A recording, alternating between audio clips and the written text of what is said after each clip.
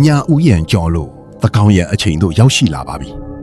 တိတ်တထမင်းသားဟာအတိတ်ဘဝတွေကိုသိမြင်ပြီးနောက်မှာသူ့ရဲ့အာယုံကိုပိုပြီးကျေပြန့်အောင်ဆေလွတ်လိုက်ပြန်ပါတယ်ဒီတစ်ခါမှာတော့မိမိတဦးတည်းတည်းမကပဲ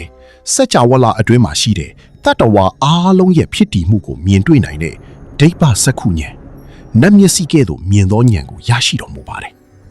သူဟာစัจ java လာအနှံ့မှာရှိတဲ့တတ္တဝါတွေဘလို့တည်ဆုံးကြတယ်ဘလို့ပြန်လဲမွေးဖွားကြတယ်ဆိုတာကိုအကုန်အစင်မြင်တွေ့ရပါတယ် ကောင်းမှုပြုသူတွေကနတ်ပြည်မှာပြန်လည်မွေးဖွားဖို့မကောင်းမှုပြုသူတွေကငရေပြည်မှာဒုက္ခရောက်ဖို့